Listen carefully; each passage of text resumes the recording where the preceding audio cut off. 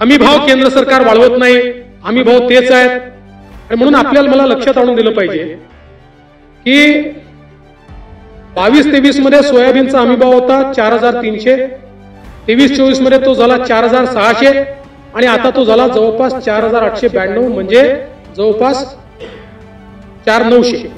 म्हणजे मागच्या वर्षी तो 300 रुपयांनी वाढवला, याही वर्षी तो 292 रुपयांनी वाढवला.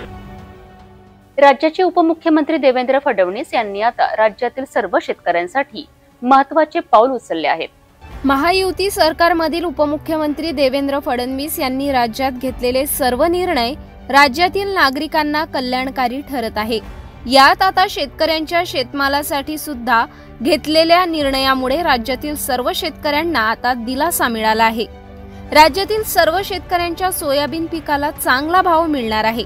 केंद्र सरकारने पुढील 90 दिवसात 13 लाख टन सोयाबीन हमी भावाने खरेदी करण्याचा निर्णय घेतला आहे. यामुळे राज्यातील सोयाबीन पिकवणाऱ्या शेतकऱ्यांना मोठा फायदा होणार आहे. नाफेड आणि SCCFच्या खरेदी केंद्रांवर खरेदी होणार असा निर्णय केंद्र सरकारने घेतला असता उपमुख्यमंत्री देवेंद्र फडणवीस यांनी लगेचच ही योजना राज्यात अंमलात आणली आहे.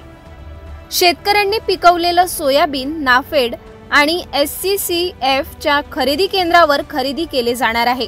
केंद्र सरकारने महाराष्ट्रासाठी सोयाबीनची किमान आधारभूत किंमत 4,892 प्रत्येक क्विंटल इतकी निश्चित केलेली आहे.